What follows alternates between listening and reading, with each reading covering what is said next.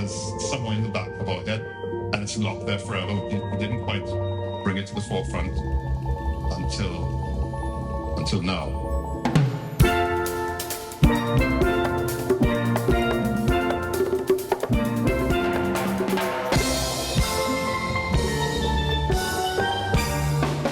The main reason for us forming the band was to enter a competition in Trinidad called Pan Ramage.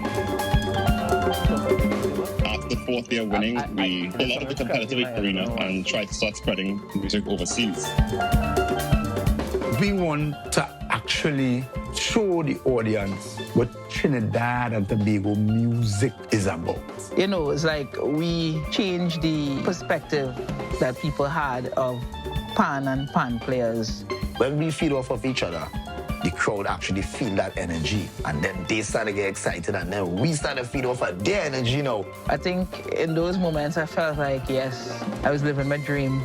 To see the joy on the players' faces when we perform, it will always stick in my heart.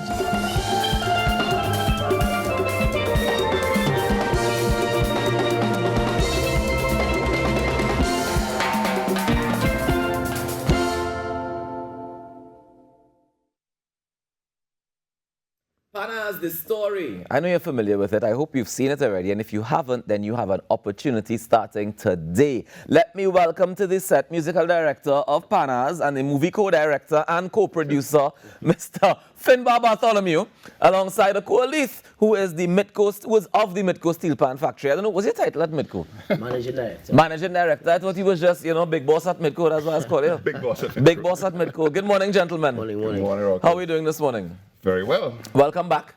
You all are both no strangers to the Now Morning Show and to the set. Barry, how come we're still showing this movie? Well, in Toronto and Boston, when we premiered the movie there, it was just after the carnivals. Yeah, okay. And we found it was just a nice cool-off event and a chance to sit down in a comfortable chair, as Gemstone has, and enjoy the movie without falling asleep in those comfortable chairs.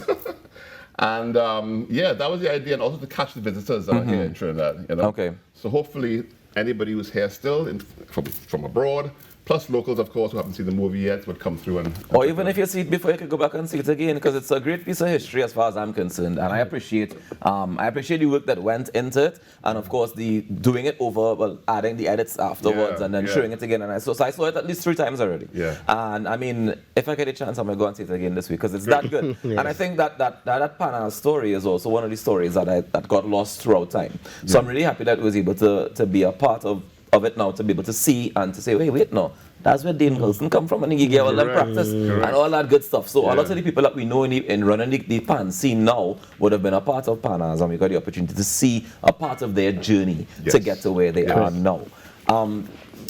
I understand that Adam also had some great things happening as a result of this movie. Tell me about some of the achievements. Well, just to briefly run down, of course, this started off as a school project at Harvard, where Adam's doing a dual degree with Harvard and Berkeley. And the professor threw this assignment to Adam to do a movie on a band that has been different and progressive and whatnot. He chose, of course, Panazz. Right. And that's where it started. And then went to the film festival after that, and we sort of reworked the movie, got more scenes and whatnot, and then last year, I thought there was other things we could do with the movie to make it more visually impressive and also for an audio aspect. So we got it done in surround sound in London and whatnot. And so it's much more of a package. As one of the big things coming out of this is when me and Adam visited Midco at Midco, fantastic factory that Akua has at Midco. We saw the whole scene there, the making of the pan. He showed us a video of the pan being made and whatnot, and it suddenly dawned on me then that why not show this just prior to the movie? Right. So anywhere in the world it's shown, you will get a 3-minute clip of how a pan is made, and in return there was a terrific trade-off. It's a great idea to trade it off. So that was done, and as a result now, Midco supplied the majority of the pans to Harvard. So the first steel pan in Harvard. So now Harvard have a steel pan side. Yeah. An orchestra, if you will. Yeah, an ensemble. An ensemble. Okay, so tell me about that partnership, Akua. Well, yes, as Barry said, they visited Midco and we realized we could more or less collaborate on that project. We came in as a sponsor alongside the Ministry of Trade and industry, and also hardcore experiences. And our sponsorship was actually background pans. Right. So, but I mean, before... Because I know there were some interviews were shot at Midco. Yes. Yeah. But Adam always wanted an ensemble. So prior to the movie, he was trying to get this ensemble going. And that idea strike. You want pans, you want some support for the movie. Why do we come in as sponsors with the instruments? Right. And Harvard will benefit from that. And then Adam and his family, I think, came in and they purchased the frontline pans. So now the ensemble is now formed. And himself, Elizabeth, I must mention that young lady named Elizabeth, who was really advocating for that via emails. They were advocating for some type of sponsorship beyond Midco to get this ensemble going, and that is now a success story on its own. Yeah. And how does it feel? I mean, I know your goal is to get pan everywhere around the world, right? Every school. So now having it in Harvard, what does that mean for you at Midco? I mean, Harvard as a brand, I mean, we all know what Harvard carries in terms of a university, one of the oldest universities in the States, it's prestige, and to see not just Midco pans, but pans on the whole in Harvard, I mean, run by another local trainer, Adam, who had a desire, you know what, I have 2 more years in this space, why not start something that is genuine from us, authentic from us, so... And there's also no shortage of trainees in Harvard. Exactly, exactly, so... That's exciting news. I mean, that's just the start. I mean, we hope other universities follow suit and start up ensembles. I mean, panel schools around the world, panel communities around the world. I think the instrument on its own is making headway, World Stipend Day, and all these other significant things that is unfolding right now. So let me ask you a piece of background now. You're sponsoring pans in Harvard. Yeah. You sponsor any pans in schools in Trinidad? Of course. I mean, we have been supporting it on the CSR side. Right. In the Panorama, the National Anthem. We work alongside United Way. They do the sponsoring, and we actually manufacture with certain price incentives. Accommodations. Yes. I mean, it's a young company. That's to be bold. A young company. This is now our 3rd year. So the level of sponsorship could be very little. I mean, we had to settle ourselves, as you know. But definitely we see that as the bigger picture, getting and supporting initiatives of that nature. Yeah. In terms of when you chat with schools, for example, locally, what are some of the challenges that they have besides, of course, being able to purchase the pans outright? Even if they get pans sponsored, what are some of the challenges that they face in terms of keeping those ensembles up and running? Yeah, I think we generally, as a country, we have a shortage of tuners and builders. Right. And it's not just a shortage; it's really the lack of interest to go into that part of the market. You're seeing arrangers being developed, you're seeing players being developed, all these composers. But when you look at the manufacturing side, there are far to none persons looking to get into that place. Why you think that is? I think it's the greatest package. Okay. Because it is a lucrative space. There's a lot of opportunity there. If it's nobody there, of course it could be lucrative. Exactly. I think, and then to the demands of the tuner builder, not just locally but internationally, we almost burning out the guys that we have. So it is almost where the point of we have to start that side of interest immediately to be able to sustain what we have right now in terms of stipend in the market. Beyond just creating more ensembles for schools, just to sustain what is already there. In existence, is critical.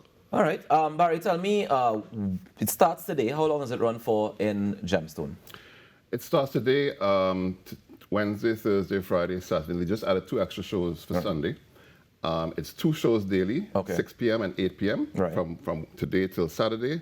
And Sunday is going to be a 4 p.m. and a 6 p.m. show. Okay. I'd like to also mention the fact that, Adam and myself spent a year and a half really working very hard on this production, and it took a lot out of us, And this last version of it came about after Carnival last year when I had a bunch of ideas on how to improve it for international appeal, and including scenes of Trinidad and Tobago, and also having more closure to the ending of how Panazz ended and more scenes and whatnot.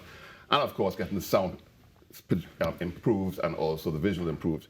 So thanks to the help of Midco and Hardcore and Ministry of Trade, of course, we mentioned that before, Paula Gobi School and John Haddad were a force in helping us, So so this version now is really, I think, a vessel that hopefully the powers that be can use for future things overseas to inspire the world as to, it's not just about pan, it's about the passion for pan, you know, and what we can do as a people, And I know that in the Trinidad and Tobago Film Festival, you would have won the People's Choice Award with Panazz, which means that the people have said they love this movie and they're here for the story. Gentlemen, let me say thank you very much for doing the work and for coming to share it with us this morning. And we're going to leave the audience actually this morning with some of the reviews, some of the people who would have given you that People's Choice Award. So let's check out the reviews from Panazz The Story as we take this break and come back with more. I'm from Trinidad, and there's always been a stigma associated with pan and playing in a pan yard and so on. And what this film really succeeded in doing is getting rid of that stigma, and really, really appreciate the film, the cinematography, the shots of Trinidad. It was brilliant. I feel like I went to Trinidad, and looking at the scenes from Trinidad, I felt sad. I said I should be there, you know, and I wish I had grown up there, so. I just saw the film, the documentary Panazz, and in fact, it was a very emotional journey, because I compare the breakup of Panazz similar to what happened with the Beatles. And it's it was a very well-produced film, and I enjoyed it tremendously. You know, this is just something that I would love for everyone to see, especially up-and-coming panists. It's a movie that should be part of curriculum in terms of understanding the contribution that pan has made to music and the universality of it and the origin of it. So it really should be something that everyone has access to. So hats out to Barry and Adam for bringing out this out to everybody in the world so they know about it, you know, and it will never die.